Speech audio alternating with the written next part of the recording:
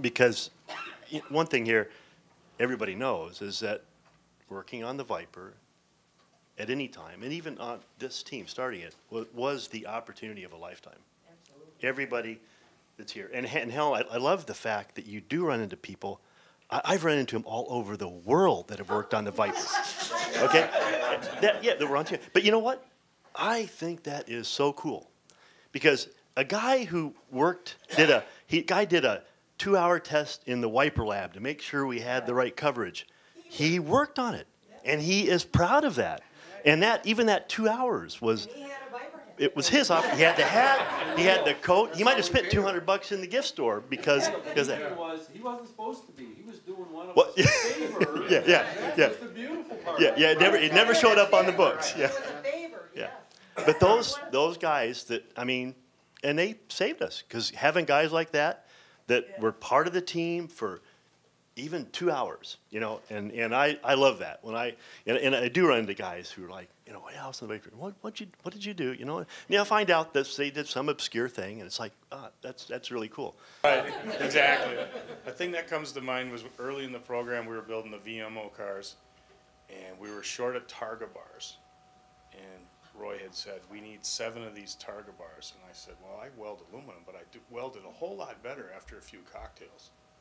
So I remember you took me out and we had 2 or 3 drinks. I said, that's enough. I don't want to have too much, but I think I'm tuned up pretty good. I can weld good now. I'm not shaking or anything. But you remember where we went? No. You don't want to remember. It was BT's on Michigan Avenue. Then I came back. It must have been 9 o'clock at night, and I welded all night and had sunburn on my chest because I forgot to shut my shirt.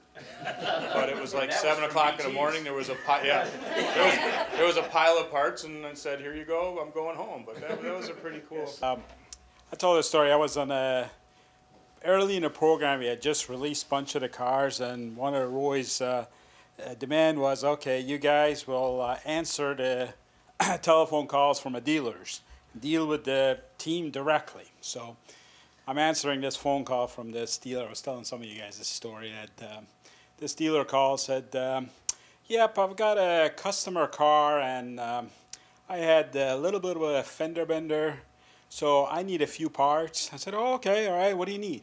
I need a new frame and a new body kit. And he said, okay, all right, I'm writing that. Okay, thanks, we'll get back to you. Okay, well, I have another Roy story then. Yeah.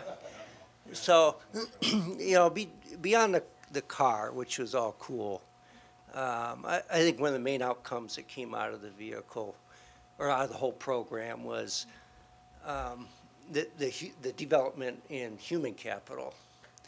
And, you know, I never served in the military, but I watched these training films of folks who approach a 10-foot wall, and the drill sergeant is going, well, you can get it, you can go up there. And you think, well, there's no way in hell. And so we're on this program, and a softer drill sergeant, Mr. Sjoberg, is at the base of a 100-foot wall. And he's going, don't think about it too hard, just go. Just hit the wall, man. And about a year into it, you find, and you go, there's no freaking way. It's 100 feet tall. And about a year into it, you're at 98 feet, and you go, how the hell did I get here? And, you know, I just want to thank Roy because you gave us the ability to do things that were beyond my comprehension. So I have way too many memories. Could not possibly tell them all, but I can tell 2 short ones. So just like Ray, you were saying, we did whatever it was to get done. So I remember one day, Pete shows up and he says, you got to do me a favor today. I got a job for you. Okay, what do you want? He hands me the keys to a car and he says, I want you to take it out on the test track and I want you to do this woodward test. Just keep revving it up, dump the clutch, 100 miles an hour, slam on the brakes, and do it until it breaks. Okay, sounds fair enough. So I go out there, a whole tank of gas, my leg is sore, I come back in, I'm dizzy all day, I'm delirious. Pete, There's nothing wrong with the car. It never broke. And don't ask me to ever do something like this again. Boy, there's a whole bunch of them. There's a lot of them that probably nobody knows about. I know Those are the ones we want to hear. there's some when, I think, Bill, when first time we put one of the Borgs in a car out in Arizona. And we ended up using a hand drill to drilling out the back of the crankshaft because it wouldn't go together. Bill's like, I don't think this is the right way to do it. We knew it wasn't the right way, but we got it done anyway. But we put it together and amazing. Everything worked great. I mean, we went out and just beat the car to death. Yeah, I mean, how many cycles did we do? Like 1,300 or something? Something, yeah. I think the original 09, I think was. I think we put a couple hundred on that. Was that a Thunderbird? Well, No. we did some at the drag strip. Yeah, Yeah. out on the We did proving some ground. at the proving grounds, yeah. But it was when we were doing the drag cycle tests out there. It got to the point where you wanted to get out of the car because we wouldn't brake, and everybody got tired of driving it. It's like, let me out of this thing. You have to hear something about the interior, you know. I was a lone interior person, and I actually I got very enthused about working on the Viper the day we went to the Styling Dome to hear the presentation. And when, I think it was Roy, lit up the car and the sound of the mufflers went off in the Styling Dome, ba-boom, I said, I am doing this. So joined the team, and I started out by making myself a timeline. You know, like, I got to get to here from here. And so I made myself a little sheet with all the milestones on it. I got to get here, got to do this. So all the way up. And then I walked into Roy's office, and he had this big time chart on the wall. Huge time chart. And I'm looking and looking and looking. I said, Roy, where do I fit in here? I didn't know where my timeline was going to go. And I found out, Ken told me yesterday, he says, you know, he says, they just gave us a goal, and we were all experts on something, and he gave us a goal and a flag and said, go. And there was nobody managing anything from the top. So we just did our own part, and heck, they came together. It was amazing. No, I just a couple of things. I can remember one incident very early on when Lee Iacocca came in and spoke at Jeep Truck right in the beginning, and that was something pretty special. And of course, back in those days, I remember came in the back door with the bodyguards and all of that, right? Today you don't see that kind of stuff. It was crazy. No. And I can still remember, all these years later, what he said when he came in. He told us, you know, this, you guys, is a really exciting program, and you're gonna, you know, you'll never enjoy anything more in your careers. So, you know, enjoy yourself and work hard. And then he mentioned he wasn't gonna pass up getting the first car, or whatever, right? But and he was right. It was right. I think most of us, all of us, I hope, look back and think, you know, realize it really was probably the best part of our careers. I got thousands of stories, but I'll relate a few that you guys probably have never heard or never appreciated. Early in the program, the few of you that were part of the very original team were scattered amongst Highland Park. And, you know, once a day or twice a day we'd get together and have a meeting or whatever it took to try to keep the team together, but there wasn't any area allocated at Highland Park for the group to situate initially. And, you know, Viper was all about creating a team and trying to get teamwork and so on and so on. And it came down to we need to do something about this. We weren't getting a lot of cooperation from senior management, although we knew that we kind of had Lee's ear, so if we got ourselves in trouble, we would get ourselves out of trouble just as quickly. So the story for Jeep Truck goes is a couple of us went scouting around the corporation looking for space without anybody informally in the corporation allowing us to do what we did. And we found out that the styling area was moving out of Jeep Truck over to, I don't know where the hell they moved to. And there was this nice kind of like pristine area off by the side. No one would bother us. It kind of had all the requirements. Didn't really have a garage. That was one of the downfalls over there. And So I made arrangements over a weekend that we were going to confiscate the area. And we did. And that's how we got Jeep Truck. We literally confiscated the area. And then we had to get all the necessary, there was no telephone lines in there, there was no computer, forget about the computer story, that's another whole discussion. That didn't exist. Well, we had friends, a few of us, in all the right places. And over the next weekend, all that stuff showed up. And then computers. Well, there weren't any computers, then there weren't any graphic computers, if you remember at the time. But I had a friend in the computer center, and he knew where there was a whole bunch of them sitting around going to dust. So the following weekend, we made arrangements. We moved a semi-truck in, cleaned out the warehouse, and the following weekend, everybody that needed a terminal had a terminal. That was, kind of like the entrepreneurship that tried to breed the onset of the team, to get everybody together, to think out of the box. You probably heard that discussion once or twice. There were thousands of those discussions, but that was the first one that we just sort of like took over what we needed to accomplish and just made it happen. I had a second thought here, sitting next to Dick Winkles. This is the second time I think I've sat next to this gentleman. The first time was 25 years ago, and it was the Saturday, gloomy, cold Saturday. We took VMO1 out to the proving grounds for the first time ever a Viper would be driven. And we unloaded off the trailer. I don't know, Pete was there, and there were 6 or 7 of us. And Roy said, well, somebody's got to be the first to drive. Who wants to drive it? So Buchesky, of course, raised his hand. I'll drive, Roy. So Bo hops in a car, and Roy says, well, you got to have a passenger. So Sayen, get in. So I got in with Bo, and we had some pylons set up. We were at the Black Lake area at the proving grounds. So they all kidded me. I finally had my turn because I was a body guy. So they were all laughing about a body guy not being able to drive a high-powered car. So I got in to drive, and Dick got in next to me. And he had his computer with him, the engineer's engineer. So he had it all hooked up, and he had it on his lap. So I took off, got up to speed, and went to make my first turn and completely lost it and spun around in circles about 3 times. And he was holding on, and when it came to a stop, he said, well, you got that out of your system now? and he went back to work. Roy had an opportunity to make a lot of us work a lot of hours. And being the slave driver he was, there were a lot of people who really had a lot of hours to put in. And the culmination of all our work was really an SAE presentation that was done. And a lot of the wives wound up being there.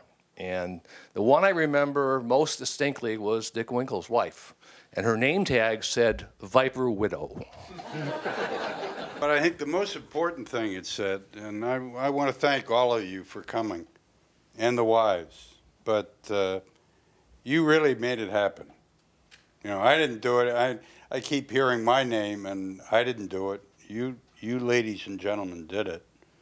Be they widows or be they wives supporting, and I thought VMO1 was really a classic example, because here I do a dumb thing and smash up our only car, and I figure, boy, am I going to get the shit tomorrow morning.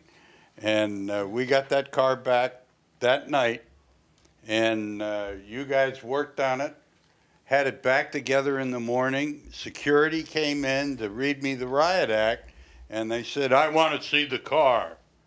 So we took them out to the car, and the car looked just fine. And they looked at it and said, well, nothing happened here, and they left. But really, the team worked all night and put that car together.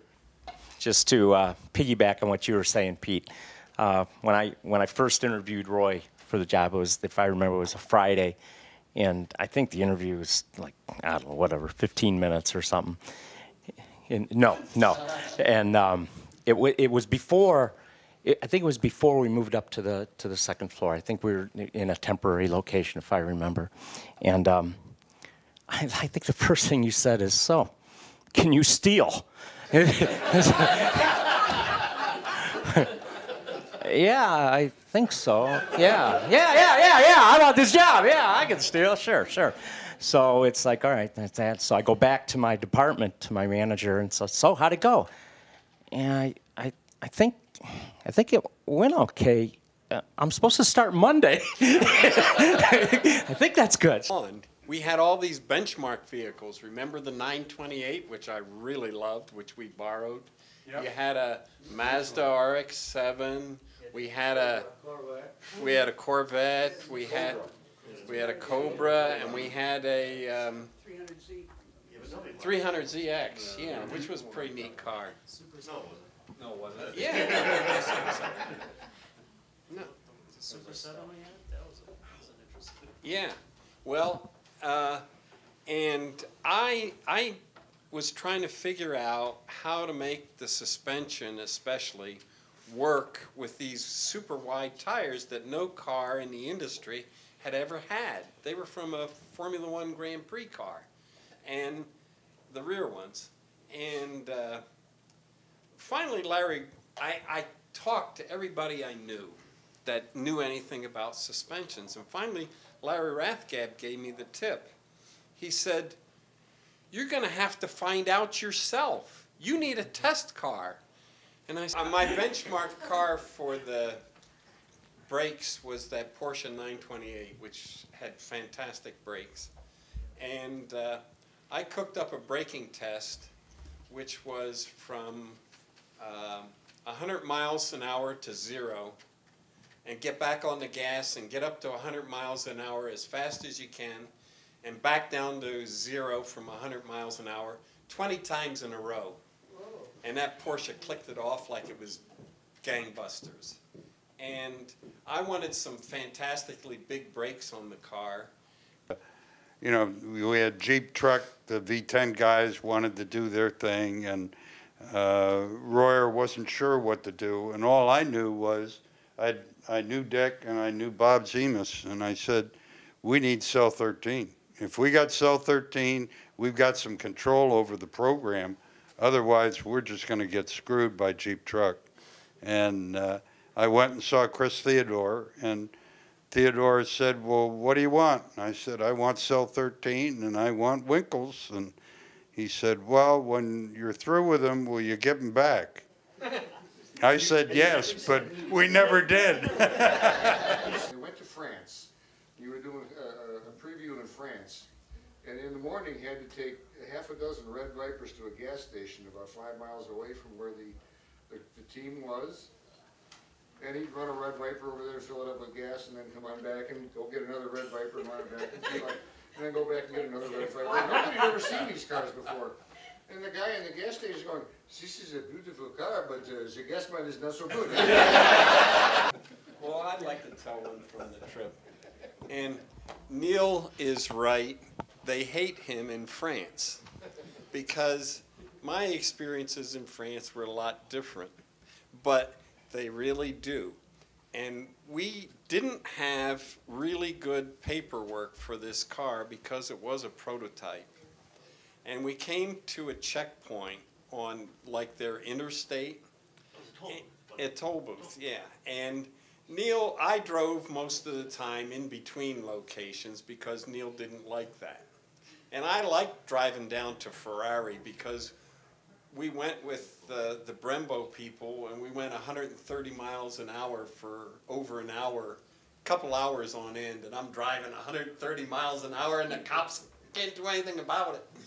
But we came to this toll booth and there was this French gendarme with a sour look on his face, and he was wearing one of those cloaks and everything, and he points over there and off to the side, and I knew right away what to do. I got out of the car and I lifted the hood, and there were these French motorcycle cops, and they all saw, and I saw they were looking at it, and they all came over and they swarmed around the car, and I got out, and the little French I knew, I says, these cylinders, and I'm pointing to the injectors and everything and showing them stuff under the hood, and that sourpuss just gave up and walked away. And this motorcycle cop is going like this, and all at once I start revving the engine, and Neil says, oh no. And I popped that clutch, much, and you know what happens. They didn't chase us.